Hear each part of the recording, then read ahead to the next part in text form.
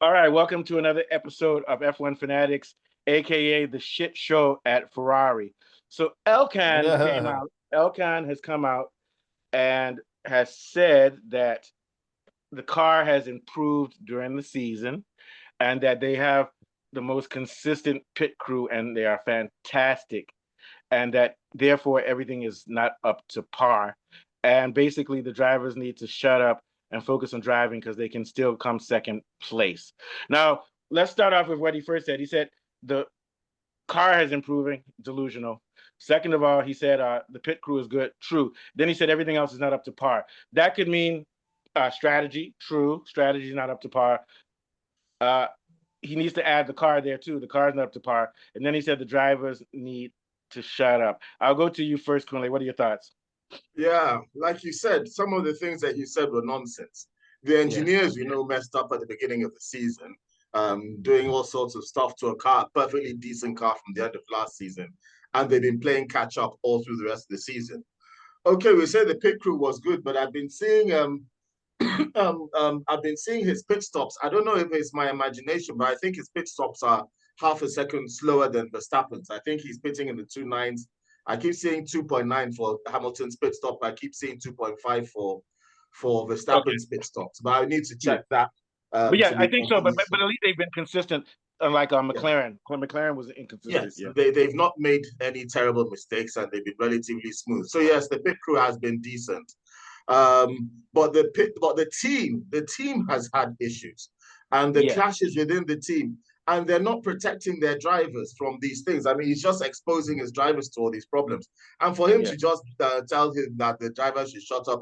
I mean, he shouldn't. I mean, I'm not saying that Hamilton is not the greatest driver ever in the history of Formula One, but he's good enough not to disrespect and to dismiss Yeah. in such I a think the way. word he said is that they should be quiet. Yeah. But you know me, I I do. have to If make. it was Schumacher or Yeah. Senna, he wouldn't dare say that. If it Ah, was no. Verstappen, he wouldn't dare say that.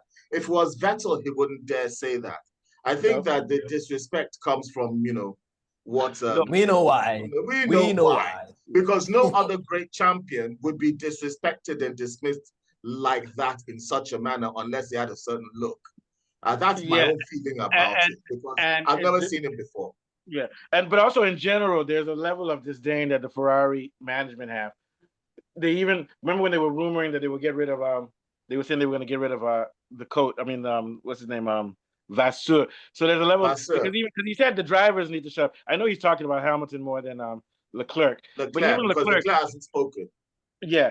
But here's the thing, and I'll say this much: Hamilton, regardless of being on Ferrari, especially in Ferrari, he tends to talk a little bit too much and get emotional. Like when he was talking out against Mercedes, maybe Mercedes was doing him wrong, but wait until you leave before, or wait till the off season before you do that, because that's also disruptive to the team chemistry. And going back like, He was also being self-critical. He wasn't necessarily oh yeah, you're criticizing saying the the whole team, team. yeah. He It's was all about criticizing context. the whole situation. So I mean, for him to now go, I think that what he was saying about Hamilton is that he talks too much about other things in public, not that he's complaining about the driving. That Yeah, would make no, more I do think sense that to me. remember that time Hamilton said there's some things going on at the top I can't talk about. That was a little bit, but I'm not blaming Hamilton because to be honest with you, this guy is doing worse. He's putting down his teammate, his drivers publicly, or putting down. So this is things that should be going in the background because it shows that there's disunity, and we know there's disunity in the team. But don't let Helmut Marko see it because Helmut Marko is going to come out with a statement tomorrow. I think that Elkann and Hamilton need to go for rehab. They're probably smoking. You know how this guy will come out and insult them. So, but once again, maybe they're doing this for so that we can have something to talk about today. I'll get back to you, Kunle. What are your thoughts, Mr. Johnny? Yeah. Yeah, well, when I hear that, man, I think I'm wondering, is he a new owner or what? Because that sounds like someone that doesn't know what's going on or how a Formula One car or what is going on with that car. Because No, he we all doesn't know. know we all know that everybody knows what the problem is with the car. For the owner to come out and say that, I, I don't think he has the current information about his car or what is going on in his car. So that or he's just upset that they've given Hamilton so much money and then they're not seeing any results.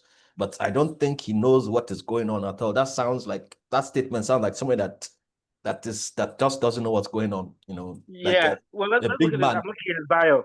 First of all, John Philip Jacob Elkann. He's an American-born Italian industrialist. All these Americans, Zach Brown, all these guys, and he's worth $2.8 billion. He became the chosen heir of his maternal grandfather, Gianni Agnelli, following the death of Gianni's nephew, Giovanni Alberto Agnelli. Basically, he's a spoiled brat born with Exactly. billions in his mouth. Yeah. Doesn't know shit Yeah, about he everyone. himself is not a talented individual in any way, No, shape, no, or he just form. inherited. Just like this guy created Red Bull. Mateschitz was a visionary. He's a psychologist. He created Red Bull drink and created the team and put him, and he got the best team to do it. Now his son comes and gives power to Pierre Vacher. All these rich billionaire kids who inherit empires, who inherit things that other people, and he doesn't know anything about the sport. That's why I like Toto Wolff. Toto Wolff's wife was a kart driver, was a driver. She actually drove F1, not F1, but F2 or something like that. Even what's his name was a driver. What's his name? Horner. Horner was a driver. Horner and Toto Wolff were actually drivers. It's just that they didn't make it past, like those small G16 levels. But at least they're drivers. So that when they hear somebody have it in their blood, yeah. So that when at least Toto Wolff will know what it means, what purposing means. I don't even know if Elkann even knows what purposing means. So he can say the car is getting better. The car got, and all of us know it, and we're not engineers. The car got better in Mexico and even in Brazil because Leclerc could have won because it's high altitude, so they can go further down because of the plank. We all know that that's the problem with the car. And for him to say the car is improving, that's delusional. Or don't even bother saying it if you're lying, just to make the press good. Don't bother because we'll laugh at you. It's like me coming out and telling everybody 2 + 2 is 5. I think what he's trying to say is that they're improving from what the shambles they were at the beginning of the season till now. I don't see that. Then, they were messing up in the first, but it still doesn't make sense. No, I can't. I see them. You know what I see them doing? They're fluctuating. They do well once in a while. They fluctuate. You got what I'm saying? And the car has shown that it's had issues. It's had. I mean, if you want, if the car is so good, why was Hamilton disqualified and lost points on an entire race because of messing around with the floor? What was that race where he won the sprint and then he got disqualified from the race? Yeah, was that his fault? That wasn't the fault of the driver. That was big 25 points right there. And actually, he was on the up at that time. He was on the up. So you can't just go around. Sorry. So you can't just. Go ahead. Yeah. So it's wrong for him to say that there's no problem with the engineers because it's cost him races. It's actually cost him races. There is problem with the engineers. And once again, sorry, go ahead. Yeah, and there is problem with racecraft. We've seen Hamilton have problems talking when he's talking with his teammates over the radio. There's no synergy there. He's fighting them, trying to get more out of the car, and rather than trying to deliver for him, they're fighting him back, which it doesn't help. How are you going to help by fighting him back when he's trying to race against other people? You got to do everything to help him and not distract him, and they're not doing that at Ferrari. So you know what's happening? They're trying to give excuses for his failure without trying to encourage this man to succeed. So here's what it is. Elkann is a spoiled billionaire brat, just like Elon Musk. These are brats. They don't understand the concept of a team. They're overlords, like a feudal overlord who just tells people what to do. And he's probably a narcissist. So he doesn't see this as, oh, we're part of his team. He's like, oh, this is the team I own. And they're not going to make me look bad. So what I'm saying is that he's throwing them under the bus because it looks like most American businessmen, they say he's Italian. He's an American, just like me. My dad is Nigerian, but I've lived in America most of life. So what it is that he's culturally more of an American. And his own is just to make money and shit on people. That's it. He doesn't care he obviously doesn't care if they won, because if he cared if they won, then he'd be tactical. For example, if I cared if they won, I would be pissed off. I'd be like, these motherfuckers are fucking up, but let me go in front of the camera and talk nice so they can drive better. He doesn't even have the common sense to do that. What do you think? He basically doesn't respect the sport. He doesn't respect the sport at all. The sport. That's his big problem. Yeah, even Toto Wolff. Toto Wolff is probably pissed off at George Russell, but in public he'll say George Russell is trying hard. Then when he gets home, what's his wife's name? Susie. This motherfucker George Russell. What the fuck does he think he is? Can't wait to Hamilton to Verstappen get here. Then when he comes in the camera, we are committed to George Russell. You get what I'm saying? See that shit at home, man. What are your thoughts, Mr. Johnny? Yeah, I think all these bosses, they have a lot to do. So all they just get is the facts. And then so maybe his PA just wanted to just make him happy and said everything's all right, it's good, it's all. So and when you ask him this, then he's like, the car is good, the car, everything is right there, and then people should just shut up, because that's how Yeah, it he is. doesn't know. They don't One know. day he'll read the newspaper. One day he'll read the newspaper and say Hamilton doesn't like the Brembo brakes. He'll call his team. He said, what's a Brembo? What's a Brembo? Then they're like, don't worry, it's just what he called his wife the next day. I just heard we have plank wear. What's plank? What's a plank wear? He doesn't know shit, man. All right. No, he doesn't know. That's the thing. Yeah. Yeah, he doesn't know. And this is bad. Just like the guys who own Man U. A lot of these guys are so disconnected from the sport. Exactly. It's ridiculous. That's the word, disconnected. Yeah. All they just want, all they just want is the money. They'll see the money, let money come, let them see their lot. And let it go. Yeah. Like this guy getting fucked. I was gonna say, but Toto Wolff has said it. Toto Wolff is the CEO. He said he doesn't really want to be the team principal, but he has to be hands-on now. He says once everything is okay, he wants to fade to the back. That's a good owner. Toto Wolff does not want to be the team principal, but he's taking it into his hands because he knows that this is his team and his brand. But if he could get somebody like a Newey, he would go in the back and just do the PR. What are your thoughts, Kunle, before we head out? Yeah. Yeah, Toto Wolff is a driver's driver in a car that is passionate about driving, which is Mercedes.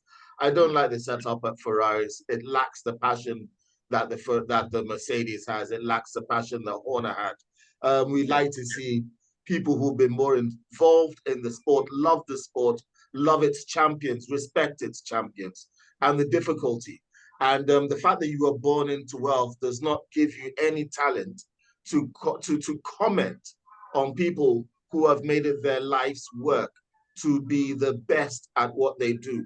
That even the worst person has come up from 7 billion people to be in the top 20 human beings that has the right to drive in a Formula One car. And someone who's won 7 championships. And someone who won 7 championships. So that's uncalled for. That's a disrespect to the driver, disrespect not only to the driver, but to the sport.